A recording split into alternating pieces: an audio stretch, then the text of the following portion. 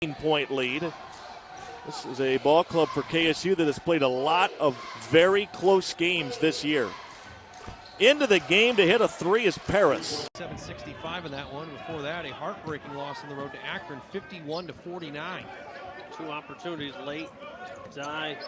Gross breakaway that he could have slammed, couldn't finish. And Paul Jackson dribbled it out. Gotten to that elbow mid-post area and look to the short corner or to the rim, whether it's Lightfoot or Azubuike or McCormick. All around the horn, and you have to resist the temptation to do that. You got to get the ball into the middle of the floor and then attack. Something Kansas did a good job in the first half, and there got Grimes an open look. I always thought that was a myth. That you could do that? Yeah. No, it happens every time. Free throw line jumper there. Parris on the pullback. Play the best team, Buffalo twice in a span of 15 days. Yeah. Sure do. Nate Oates has got an outstanding team. You mentioned they've already beaten West Virginia. There's a three-ball.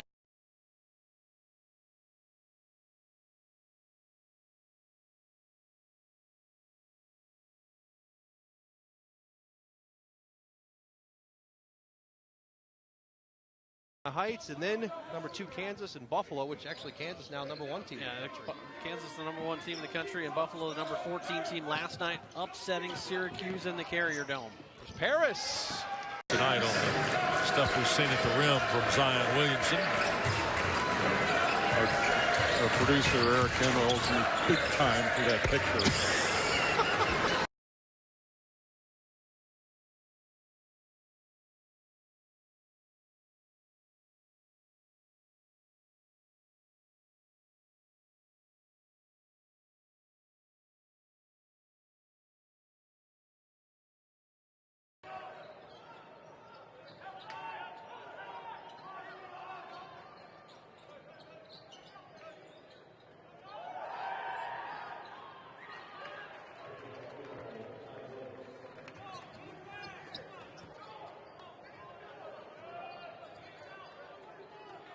6. Watch out. 15-2 run right now here for the Falcons. 10 straight.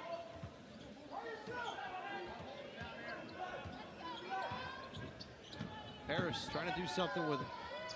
Gets it to Torrey near the top of the free throw line. He'll hit. That will end the drive. It's from downtown. Granted, we've seen them shoot a near Convocation Center record when they made 12 of 19 against Kent State, but traditionally they have to use their size. James Thompson will try a 3, and right on cue, Green to play.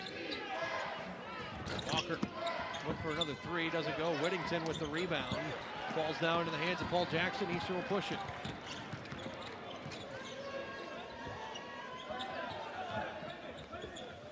Here's Parris. Feeds it to Thompson. Thompson takes it all the way to the rack with a 2. A thing. More.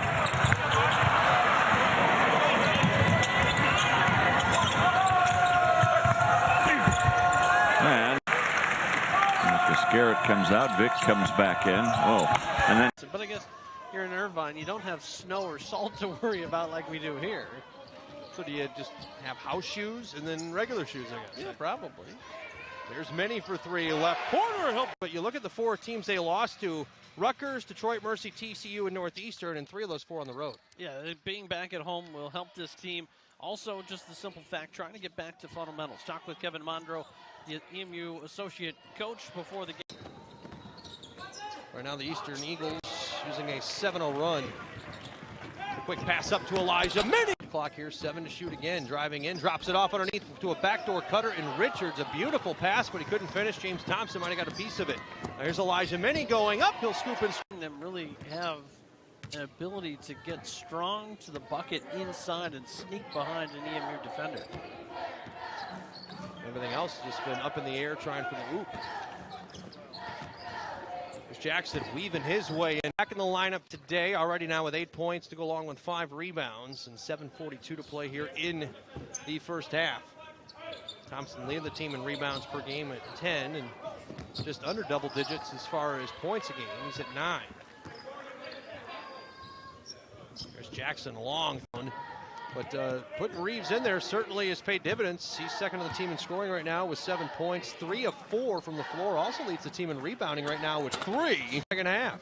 They've had 3 non-three-pointers on the afternoon. That's the majority of their scoring. And now on the other side, Eastern Michigan. Take that very deep three from about 25 feet out. A lot of confidence there, and Northeastern has needed his three-pointers. Huskies close it to within 10 here, but still have work to do on the defensive end. Turnaround hook shot. Thompson game against Rutgers was 2 nights after Eastern Michigan had taken out Boston University. They beat them by 18 points, 80-62. And that was a team that beat Northeastern in the season opener on this very floor, so the only common opponent would tilt things in favor of Eastern Michigan. Eagles also played Drexel on November 9th. Northeastern will see them twice once CAA play begins. A three from the left elbow. Kicks it into the corner. A wide open three. That one is too strong from Shaquille Walters. Transfer out of Santa Clara. Got his waiver from the NCAA before the season. And a nice feed in. Bagged a little bit too much. You've got to know that Gresham is a guy who can hit that shot. It's not necessarily going to be that fool's gold type three that you take against his zone defense. He's got the ability to hit from way outside, and Eastern Michigan does not want to see him heat up. Minnie tries to answer, and three-pointing woes continue here for Eastern Michigan, defending them at least. Opponents are hitting more than 10 threes per game against the Eagles, and they've had trouble hitting their own threes typically, although not so much. It's the right idea, though. Lob pass too tall for the intended target. Gross stays, though, with the Eagles as Thompson tracks it down. They will keep Miller in the middle of that 2-3 zone that really has been a turnaround force here for Northeastern. Minnie will fire and hit. Huskies lead it by 4. Lob pass inside, thrown in. And to play through it as Thomas Murphy gets a hook and gives the Huskies the lead back, 55-53. Now, one player we haven't seen much has been Bolden Brace. Notice he was getting looked at by the trainer in the tunnel, and not currently on the bench right now, but it looks like they're trying to get him ready to go to get back into the game. Work the ball inside. The Frogs struggled offensively against Syracuse. We know that there's that jumper from the corner from Quatnoy that doesn't go. Yeah, he won't hesitate shooting. No. Back the other way. Parris going to take it in. Leaves it out for Gross for the jumper. Now, Carter to get inside of it. Here's Fisher for 3. and right there you saw they got a good look from that because Alex Robinson was able to get in. Through a couple of defenders. Here's the alley-oop in the dunk. I don't think that you necessarily want him always getting it, but he has a better eye to find the guy open from the high post area. He's just not as big as a Quatnoy or you know, I think they flashed a lock in there a second ago too. J.D. Miller has been doing that. And the other thing is he gets rid of it quickly. Absolutely. You know, he makes a decision and goes with it. Yep. Parris kicks it right-hand side to Jackson with a floater off the glass and scores. Skip pass in the corner to Desmond again. Well, that pass might have been tipped. It was a nice catch for Desmond even to get it in the corner. I think Quad missed him initially. Had him walk that high post against his zone, distributing the ball and knocking down shots when he gets them. 18-point margin now for TCU. Their largest of the game. Nice dish. Gross scoring and a foul here.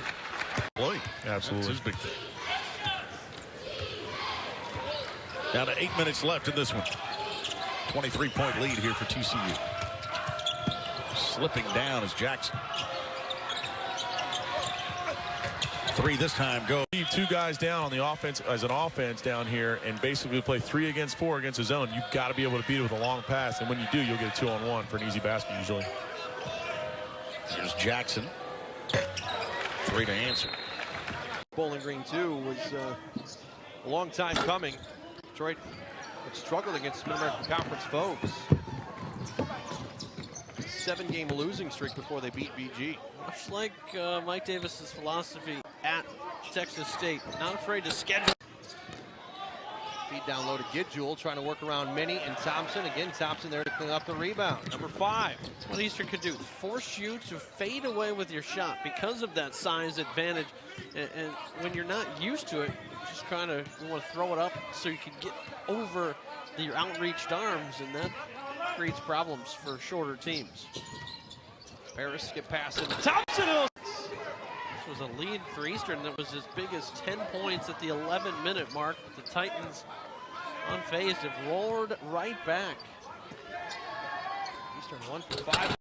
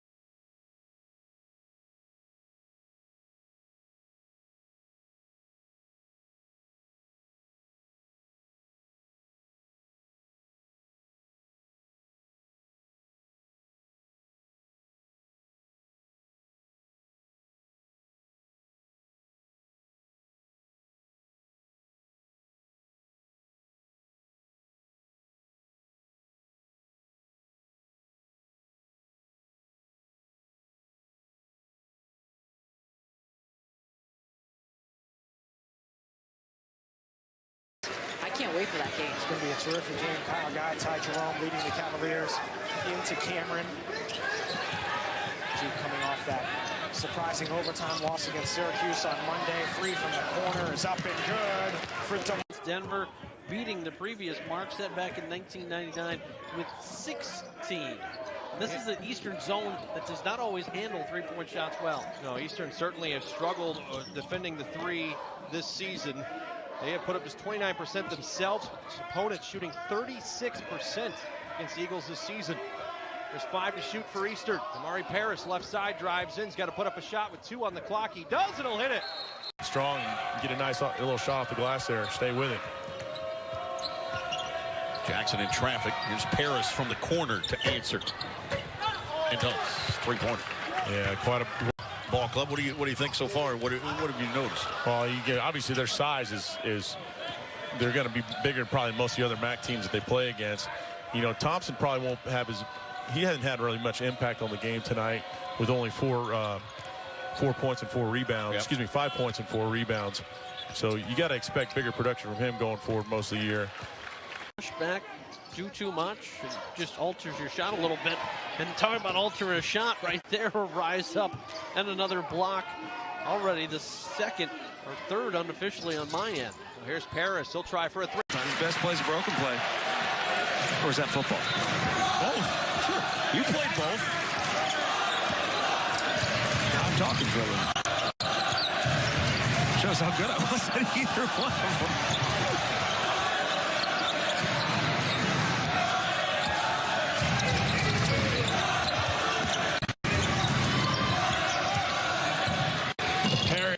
Hits the jumper.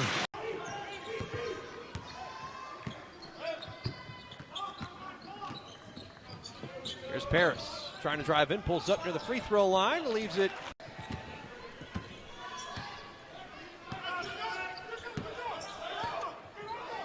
There's Jackson, who leads the way for Eastern Michigan. He has 16 points on the day. He's 6 of 9 from the floor, but 0 of 2 from downtown. Here's Damari Parris for another 3, and that one's slams it home with the right-handed jam. 3-point advantage right now, 54-51. A lot closer than I think a lot of people anticipated coming into this thing. As Parris drives in, kicks it out. Avon Stevens over to Jackson. Approaching 10 to shoot. Well, if you're a team that made it to a national title game last year, you're not intimidated by a whole lot. And now he's starting to get the roll. So, you know, these kinds of plays, although the Hey. Largest lead of the game has been 9. That one's blocked by Gross. Here's Parris trying to push. Puts it up off the glass and in. Eastern. Which wasn't, you couldn't do too much, honestly. You're right. Typically with those, I'll have ho-hos and ding-dongs in the lunchroom and free pop for everybody. Pizzas every day. Right, something like that. But no, as you said, he's the only one doing something.